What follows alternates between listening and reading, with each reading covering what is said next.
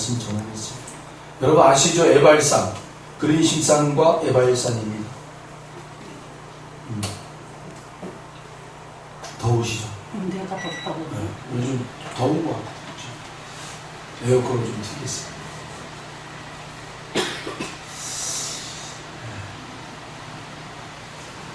여러분, 우리가 계속해서 여호수아를 보고 있는데, 여호수아를 볼 때마다 우리가 한 가지, 정말 이 여호수아는 경험을 통해서 하나님 앞에 본인이 어떻게 서야 하는가를 계속 업그레이드를 시켜줘요, 우리에게.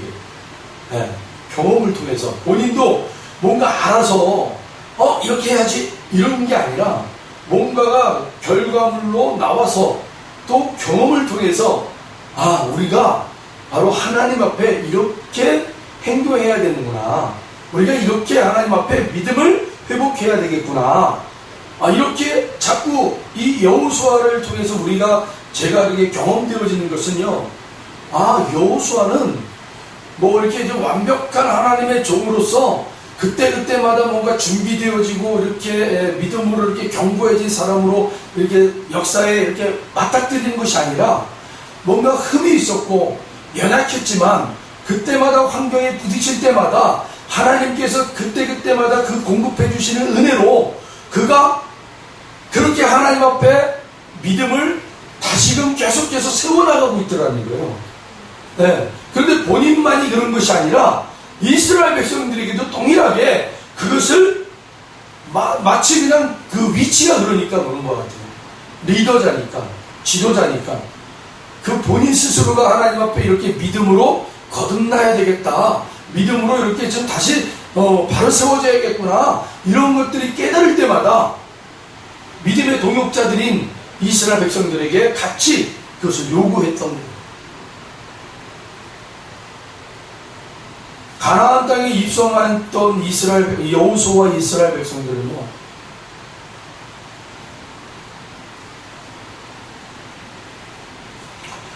여리고성 전투에서는 철저히 하나님의 주권으로 그들이 그 철옹성 같은 여리고성을 무너뜨립니다. 역사의 일에 그렇게 여리고성이 처참하게 무너진 적이 없었죠. 그러니까 여리고성이 그렇게 남아있었던 거고요. 그런데 그 하나님의 중심으로 살았던 이 여호수아와 이스라엘 백성들이요, 아주 그냥 하나님의 주권 하에서 그 철옹성 같은 여리고성을 그냥 무너뜨려요. 마치 이것이 우리의 대적이 여러분 그렇게 예수 그리스도 앞에 무참하게 무너지는 것처럼, 마귀의 세력이 쌓은 이 바벨탑과 같은 이 견고한 성들이 무너지지 않을 것 같은 이 견고한 이 바벨탑 같은 성들이요, 그냥 무참하게 그 하나님의 구속의 은혜로 바로 예수 그리스도의 그 믿음으로 그것이 무참하게 무너져 버리고 다 무너져 내립니다.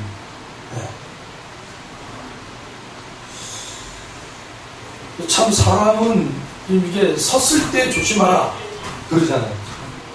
넘어질까 조심하라. 그게 참 교만이 삭든다는 거죠.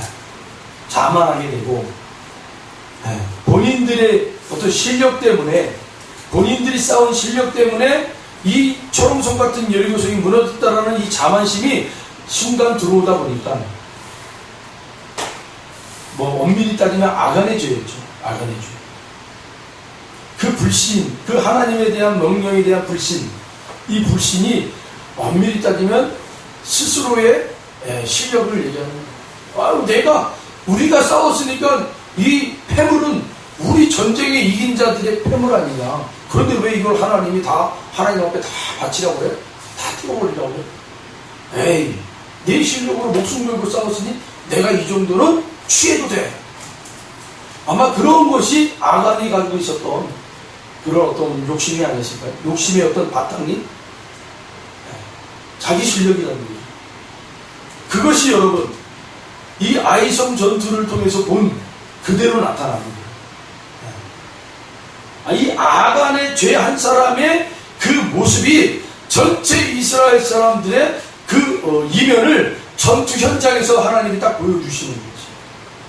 네. 아니 여러분 생각해 보세요. 아간 한 사람의 죄가 어떻게 이러한 이스라엘 전체의 아이성의 전투에서 이런 무참하게 패배할 수 있느냐 이거죠. 우리는 그저 어떤 생각을 들었어요? 아, 그거는 죄 때문에 그래요. 아간의 죄 때문에 그랬어요. 맞아요. 죄 때문에 그러는데 그 죄가 뭐냐는 거죠. 아이성 전투 때 이 이스라엘 백성들과 여호수아조차도 그들이 그 아이성을 대하는, 아이성과의 전투를 하는 그 대하는 그 진면모가 나오잖아요. 그들이 우리가 정탐을 보니까 야, 한 3,000명밖에 없어. 그러니까 우리도 한 3,000명만 데리고 나가면 충분히 이겨. 아유, 여리고성 그 초롱성 같은 성을 우리가 무너뜨린 용맹한 군사들 아니냐. 그래 저 자그마한 성은 우리 백성들 그 중에 용사들을 추려서 3,000명만 뽑아서 데리고 나가면 우리가 능히 이길 것이다. 아마 여러분 이러한 장면들을 통해서 우리는 뭐가 엿보입니까? 바로 교만이죠. 네. 자기들의 실력으로 그 초롱성 같은 여리고성을 무너뜨렸다라는 그 바탕이 있었다라는 거예요. 마치 아간이 혼자 죄를 지었지만 그 모든 이스라엘들의 마음속에는 다 이 아간과 같은 마음이 있었다라는 겁니다. 그 열심히 하나님이 아이성 전투에 나가는 모든 이스라엘 백성들의 마음에, 그들의 생각에 바로 그 바탕이 있었다는 것을 다 하나님이 끄집어내십니다. 네. 그래서 철저하게 그들이 자기 실력으로 싸워서 이겼다라는 그 자만함, 교만함으로 아이성 작은 같은 아이성 같은 거 저건 우리가 그냥 쉽게 무너뜨릴 수 있어. 이렇게 자만함으로 들이닥쳤을 때 그들은 엄청난 패배를 맞이하게 됩니다. 하나님은 우리의 실수를, 여러분 우리의 잘못된 판단과 결정으로 인한 우리의 실수들 있잖아요. 그것을 하나님은 때로는 막지 않으세요. 때로는 하나님이 내버려 두세요.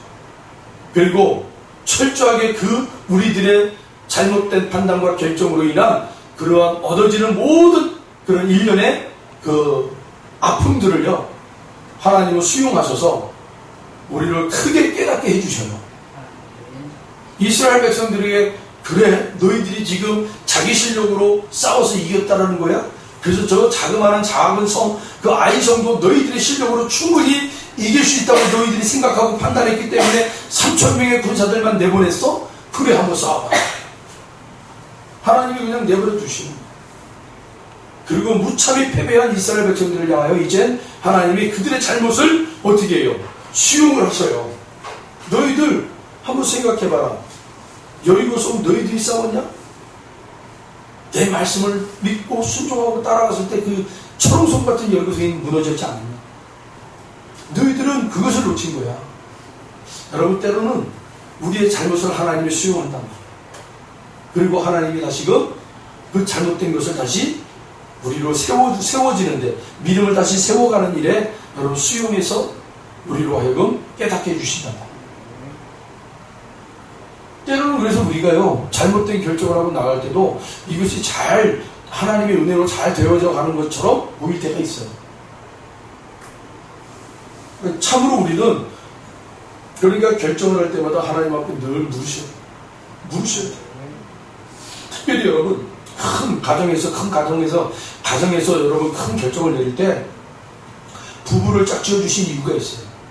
하나님이 남자와 여자를 짝지어 주면서 뭐라고 했어요? 한 몸이다 라고 얘기했단 말이에요. 그 말은 이제 부부는 가정에서 큰 결정을 내릴 때 반쪽의 의견이 아니라 반쪽과 반쪽의 하나의 의견을 모아서 결정을 내리기를 원하시는 것이 가정의 모습이에요. 그게 완전한 모습이에요. 그래서 우리는 가정에서 큰 결정을 내릴 때 여러분 꼭 남편과 아내와 남편이 여러분 서로 하나님의 은혜를 구하고 사인을 받아서 여러분 이렇게 하나님의 동일한 은혜가 여러분 우리의 결정이 그렇게 동일한 은혜인지를 여러분 한번 이렇게 서로 나눠보세요. 그러면 하나님께서 그 가정의 결정에 대한 선한 길이라면 각 지체에게 주신 하나님의 은혜가 만났을 때 하나를 이루어요. 네. 이거는 여러분 신비예요. 가정 안에 주신 하나님의 신비. 네. 부부간의 지체간의 신비예요. 절대 이걸 여러분 소홀히 여기시면 안 돼요. 우리 특별히 크리스찬 가정들은요, 세상의 자리에서 이것을, 이 질서를 꼭 지켜가며 살아가셔야 돼요. 네. 계속 어그러진다. 한쪽에서는 하나님이 이런 사인을 주셨는데 한쪽에서는 이런 사인을 주신다. 계속 어그러진다는 것은 그 결정이 하나님이 안 좋아하시는 결정이에요. 그럼 여러분 다 내려놓고 다시 한번 묻으셔야 돼요. 계속. 그리고 하나님께서 원하시는 방법이 무엇인지, 결정이 무엇인지, 하나가 되는 그런 방법으로 여러분 나아가시기 바랍니다. 때로는 하나님이 우리가 고집을 피우면 그냥 수용해버린다니까. 우리의 잘못을 수용해버려요. 그리고 우리의 잘못에 대한 결과물이 나왔을 때 하나님이 징계도 하시지만 그것을 통해서 다시 그 믿음을 다시 굳건히 세우는 하나님의 도구가 되더라는 거죠. 이 이스라엘과 여호수아가 그랬단 말이에요. 여러분 어쨌든 이렇게 여러분 여호수아와 이스라엘은요, 이 잘못된 것에 대한 그 하나님의 그 징계를 통해서 여호수아는 철저하게 뭘 깨달아요? 아, 우리가 지금 가나안 정복 전쟁이 중요한 게 아니구나. 우리는 이 가나안 정복 전쟁을 하기에 앞서서 무엇보다 이 신앙의 정신 상태를 다시 세워야 된다. 길갈에서 그렇게 할례를 행하고, 그리고 또 거기 이거 뭐죠? 할례와 또 뭘 했다고 그랬죠, 제가? 그 6월절 행사를 했다고 그랬잖아요. 그렇게 몇십 년 동안 하지 않았던 일을 그 길갈의 평지에서 가나안 전투를 이제 시작하기에 앞서서 여러분, 하나님께서 강권적으로 여호수아에게 할례를 시키고, 그리고 그 끊어졌던 그 하나님의 율례를 지켜서 행할 수 있도록 그 6월절 행사를 행하게 했단 말입니다. 그것이 하나님의 어떤 초심이었어요. 초심. 너희들이 가나안 정복 전쟁이 중요한 게 아니야. 이 가나안 정복 전쟁은 무엇이 비롯되면 하나님과의 경과나 훈련의 관계가 매듭이 되어지면 그 가나안 정복 전쟁은 그냥 그 두 명의 정탐꾼이 들어가서 본 것처럼, 여호수아 갈렙이 본 것처럼, 저 땅은 우리의 밥이야. 하나님이 우리에게 주신 것이야. 취하면 된다. 마치 그런 거라는 거죠. 믿음이, 하나님 안에서의 믿음이 견고하게 세워지면, 경건함의 훈련이 되어져 있으면, 이 가나안 정복 전쟁은 정말 그렇게 믿음으로 취하면 되는 전쟁이었단 말이에요. 여호수아는 철저하게 이걸 깨달아요.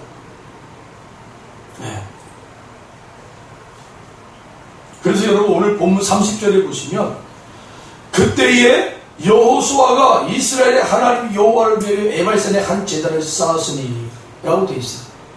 여러분, 우리 흔히 아니 왜 에발산에다가 제단을 쌓아? 도대체 에발산이 어디입니까 여러분? 하나님이 저주한 산 아닙니까? 저주한 산이에요. 세상을 향해 저주한 산. 그린심산은 세상을 향해 축복한 산 아닙니까? 이 하나님께서요, 이 그린심산과 에발산을요 12지파의 6개 지파로 나누어서, 너희 6개 지파는 그린심산으로 올라가고 너희 6개 지파는 에발산으로 올라가라. 그리고 그곳에서 하나님이 축복하면 너희들도 똑같이 축복하고, 그곳에서 너희 하나님이 저주하시면 너희들 똑같이 저주하며 아멘 할지어다 라고 했어요. 그런데 왜 여호수아는 축복의 산이 아닌 저주의 산에 올라가서 제단을 쌓았을까요? 이게 여러분 우리의 궁금함이 아닙니까?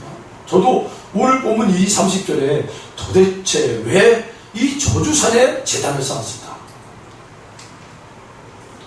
참 너무 풀리지 않는 그런 어떤 물음표였어요. 그러다가 어느 주석을 이렇게 제가 보게 됐는데요. 그 어느 목사님이 이제 쓴 주석이에요. 그 주석에 보니까 이런 주석을 해놨더라고요.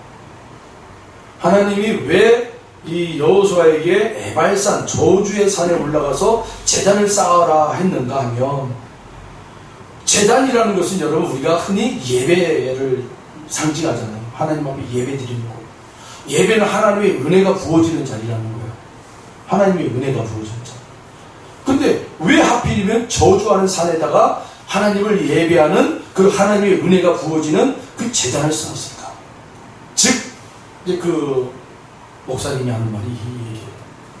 우리 인간은 하나님의 은혜가 아니고서는 저주에 떨어져 살 수밖에 없는 존재라는 거예요. 저주의 상태에서 우리는 그렇게 살아갈 수밖에 없는 존재다.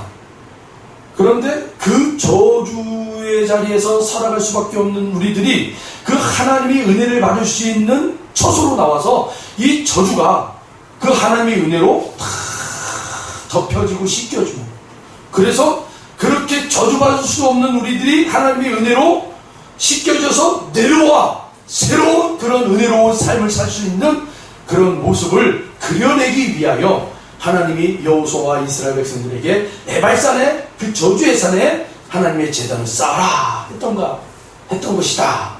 여러분 어떠세요? 그 목사님의 주석이 여러분 그렇잖아요. 정말 그렇구나, 맞다. 저도 그 주석을 보고, 야, 어떻게 이렇게 통쾌해, 이런 속 시원함이 있냐. 야, 이거 참 잘 해석을 하셨다. 주석을 잘했다. 그런 것 같아요. 우리는 우리가 정말로 눈물이 있는 자리 있잖아요. 눈물이 있는 자리, 그곳에 하나님의 제단을 쌓으시랍니다. 여러분, 우리가 고통스럽고 힘들고 하는 그 자리에 예배를 하십시오. 하나님을 예배하십시오. 그러면 우리가 그 눈물을 주는 자리에서 우리가 싸우려고 하지 말고 그곳에 하나님의 은혜를 구하십시오. 그러면 하나님의 은혜가 우리에게 구하면, 내리워지면, 그렇게 우리를 눈물바가지를 씌울 수밖에 없는 그 존재가 여러분 그냥 은혜로 덮어진다니까요. 네. 은혜로 회복이 될 줄로 믿습니다. 우리의 힘이 아니라 하나님의 은혜가. 네. 그래서 우리의 처소, 우리의 지경, 우리의 만남, 우리의 관계, 이 모든 자리마다 우리의 눈물을 주고 있는 관계가 있다면 그곳에서 하나님의 은혜를 받을 수 있는 제단을 쌓으시랍니다. 그래서 여러분 가정예배가 그래서 중요한 거예요. 네, 가정예배를 30분이라도 꼭 부부끼리 여러분 들으셔야 돼요. 우리 신기선 집사님, 네, 우리 가정예배에 최 목사님이 가정예배를 드리시잖아요. 오늘은 들었어. 예. 잘하셨습니다, 여러분. 네, 우리 집사님 잘하셨어요. 네. 왜 그러냐면 그곳에서 우리의 모든 근본적인 하루의 시작을 알리는 그러한 삶의 자리이기 때문에. 네. 그곳이. 그래서 우리 특별히 은혜의 관계 성도님들은요, 멀리 떨어져 있기 때문에 저는 기꺼이 여러분들에게 여기까지 나와서 뭐 제단을 쌓으십시오, 그렇게 요구하고 싶지 않아요. 여러분 가정에서 가정예배를 드리십시오. 하루의 시작을 알리는 여러분 그런 종을 하나님 앞에 올리면 하나님 우리의 가정이 하루를 시작합니다. 우리의 가정에 속해 있는 모든 지체들이 하나님 오늘 하루를 시작할 때 들어가고 나가고 만나는 모든 환경의 자리마다 하나님의 은총이 내려주시고 은혜가 내려주시고 하나님의 선한 손길이 함께하여 주시옵소서. 여러분 그렇게 가정예배를 드리고 세상을 향해 나가는 여러분들의 지체들, 여러분 사랑하는 자녀들, 여러분 선포하십시오. 여러분들이 예수의 이름으로 선포합니다. 그러면 참 좋을 것 같다. 그래서 오늘 이 여호수아가 에발산에다가 하나님의 제단을 세우는 것 같아요. 그리고 여러분 하나님의 제단을 세워놓고는 어떻게 했다고요? 오늘 본문에 보니까 이 여호수아가 하나님의 말씀을 낭독을 해요. 낭독을 하니까 여러분 어때요? 이 하나님의 말씀이 낭독이 될 때 온 이스라엘 백성들이 다 들어야 되는데 이게 한계가 있잖아요. 그러니까 어떻게 합니까? 여호수아가 그 하나님의 말씀을 낭독을 하면 이 이스라엘의 12지파의 장로들이 그 여호수아의 그 말씀을 듣고 그들의 지파들에게 아니면 그들의 두령들에게 또 낭독을 하는 거예요. 그대로. 그러면 그 두령들이 또 가서 각 족속에 있는 그 족속의 남자들에게 막 얘기하고, 그 남자들이 또 가가지고 또 얘기하고. 여러분 혹시 텔레비에서 한 5명씩 이렇게 쭉 일렬로 서가지고 맨 뒤에 있는 사람이 다 눈을 가려요. 막 이 귀마개도 하고. 그런데 맨 뒤에 있는 사람이 이제 뭐 이렇게 글자로 딱 뭐 자전거 이렇게 딱 써줘요. 보여줘요. 그럼 이 사람이 자전거 딱 이제 보고는 앞사람 딱딱딱 치면 이 사람이 딱 뒤돌아서잖아요. 그럼 이 사람이 이제 보는 거예요. 그럼 이 사람이 뭐라고 그래요? 자전거 이러잖아요. 그럼 이 사람은 입모양만 보고 이 소리가 안 들려요. 막 소리가 시끄러운 소리가 막 나오니까 안 들려. 그러니까 입모양만 보고 자전거 하면은 이 사람은 또 쟁반 이렇게 또 알아듣고는, 쟁반으로 알아듣고는 앞 사람에게 쟁반 이러면 뭐 판소리 이러면 이상하게 바뀌어 버리는 거예요. 막. 그쵸? 그런 게임들 여러분 보셨잖아요. 그 옛날 그 프로 중에 뭐요? 오락. 예? 하여간 뭐 허참 나와가지고 하는 그런 프로가 있었어요. 그러면 거기서 항상 이 게임을 했었어요. 여자팀, 남자팀 이렇게 해가지고. 그럼 뭐예요, 여러분? 처음 본 사람이 5사람에게 이게 알려가지고 계속 그걸 듣고 알려가지고 마지막 사람이 쓰는 거 아닙니까? 자전거로 쓰면 정답이지만 자전거를 뭐 이상하게 뭐 쟁반 소리 뭐 이렇게 쓴 사람도 있고 이상하게 써요. 그러면 안 되잖아요. 여러분 오늘 이 본문에서 여호수아가 하나님의 말씀을 낭독을 하는데 얼마나 여러분 또렷하게 말씀을 전했겠어요. 그럼 그 한 말씀을 놓치지 않으려고 이 장로님들은 귀를 기울이면서 그냥 또렷하게 듣고 또 두령들에게 또렷 얘기해야 되는 거예요. 저는 이 과정을 조금 해서 마지막 오늘 35절에 어떻게 되어 있어요? 우리 35절 같이 한번 읽어볼까요? 35절 같이 한번 읽어봅니다. 모세가 명령한 것은 여호수아가 이스라엘 온 회중과 여자들과 아이와 그들 중에 동행하는 거류민들 앞에서 낭독하지 아니하는 말이 하나도 없었더라.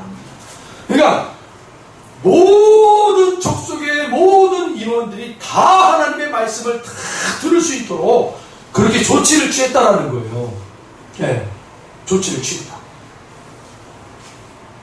여러분, 그러니까 지금 여호수아는 그 저주의 산에 제단을 쌓고 하나님의 은혜가 아니면 우리는 저주로 떨어질 수밖에 없는 족속입니다. 하나님 우리에게 은혜를 부어주시옵소서. 그 은혜를 부어주시는 것 중에 일말의 조치가 바로 하나님의 말씀을 우리가 낭독하는 것입니다. 하나님이여 우리에게 축복하여 주시옵소서. 하나님이여 우리의 선조들에게 행하신 일들 그대로 우리에게도 행하여 주시옵소서. 아마 그 말씀 그대로 낭독을 하고 온 족속들은 그것을 다시 다른 이들에게 전하고요. 그것이 계속해서 이루어지고 있었다는 거예요. 네. 마치 신약에 가면 말씀이 흥왕되어지더라. 네? 말씀이 흥왕되어지더라. 교회가 부흥되는 것이 말씀이 흥왕되어져서 말씀이 살아나고 말씀이 통용이 되고 말씀대로 이루어지는 삶으로 살아내는 성도들이 계속해서 모여져 있는 자리가 바로 교회였다는 거예요. 그것이 여러분 곧 초대교회의 부흥이었단 말이에요. 뭐 초대교회로 갑시다. 초대교회로 갑시다. 그 초대교회로 간다는 의미를 잘 모르시는 분들이 있어요. 뭔가 그게 뭐예요? 말씀대로 내가 살았더니 그 말씀이 나를 주장하더라는 거예요. 내가 그것을 경험했다라는 거예요. 야, 정말 말씀이 나의 삶을 주장하고 내 삶을 이끌어가는구나. 이걸 경험했던 성도들이 교회에 모여서 와, 하나님의 말씀은 살아있구나. 이걸 증거한 거예요. 그래서 초대교회가 말씀이 움직여가지고 성도들이 말씀의 경험대로 살아질 그런 산 증인들이 계속해서 모여들기 시작한 게 초대교회의 모습이었다. 네.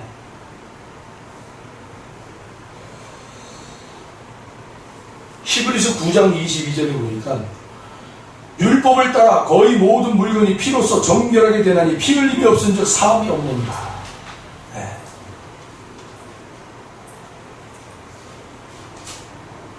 이들은요 그렇게 하나님 앞에 자신들의 과오를 그냥 알았어요 하나님 우리가 그냥 잘못했군요 이 정도로 끝난 게 아니었어요. 여호수아는 철저하게 자신들이 잘못된 것을 뒤돌아보고 그것이 왜 잘못되었는가를 다시 한번 점검하고 그래서 더 이상 이제는 이 잘못을 우리가 반복해서 하지 말자는 의미로 계속 하나님 앞에 나오자. 우리는 하나님의 은혜가 없으면 우리는 똑같은 그렇게 과거로 돌아갈 수밖에 없는 그런 죄성을 가지고 있는 사람들이야. 저주받을 수밖에 없는 사람들이야. 우리 그걸 인식을 하자는 거예요. 그래서 그 저주산인 에발산에 하나님의 제단을 쌓고 그 산에 올라가면서 하나님 아마 그랬을 거예요. 제 생각이에요. 그냥 그 에발산에 올라가서 그들이 하나님 앞에 제단을 쌓을 때마다 그 올라갈 때 뭐라고 했겠어요? 하나님 나는 죄인입니다. 하나님의 은혜가 아니면 저는 저주받아서 살 수밖에 없는 존재입니다. 하나님의 그 저주로 저는 그렇게 인생을 망치며 살아갈 수밖에 없는 존재입니다. 하나님이여 도와주시옵소서. 아마 그렇게 하면서 자신들의 죄성을 계속 고발하는.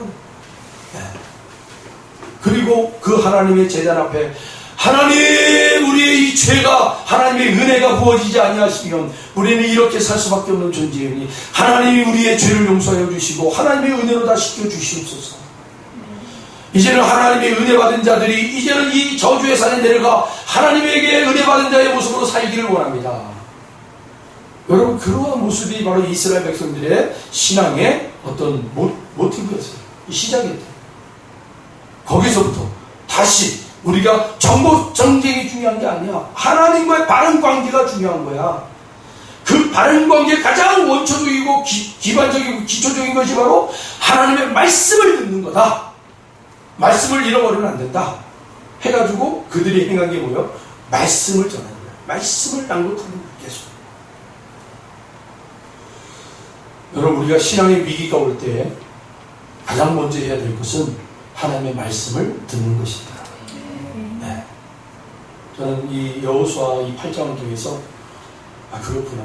우리의 신앙의 위기는 반드시 올 수 있지만 이것을 우리가 겪고 이겨낼 수 있고 딛고 이겨낼 수 있는 방법은 하나님의 말씀을 듣는 거구나. 그러면 여러분 신앙의 위기는 이겨낼 수 있습니다. 오늘 이 밤에 여러분 이렇게 우리가 신앙의 위기를 겪기 전에 하나님의 말씀 앞에 더 열정적으로 여러분 그 하나님의 말씀 듣기를 축원합니다. 기도하겠습니다. 하나님 감사합니다. 오늘도 이 밤에 하나님 저희들을 불러주셨고 하나님의 귀한 말씀을 통하여 깨닫는 은혜를 허락하여 주시고 아버지 우리의 믿음의 싸움이 선한 싸움이 되어서 하나님 앞에 큰 칭찬받는 하나님의 그 자리로 나아갈 수 있도록 축복하여 주시옵소서. 또한 이부 순서 아버지 열방기도센터로 함께 모일 때에 아버지 우리에게 주신 말씀 특별히 은혜가 함께 주신 말씀 아버지 이 네 가지의 말씀을 가지고 하나님 우리가 함께 기도할 때에 우리 김혜동 권사님에게 크신 은혜와 사랑을 덧입혀 주시옵시고 아버지의 영역을 더하여 주셔서 그 말씀과 기도를 통하여 함께 이 밤에 하나님의 보좌를 움직일 수 있는 귀한 은혜의 시간이 될 수 있도록 축복하여 주시옵소서. 감사드리며 예수님의 이름으로 기도드립니다. 아멘.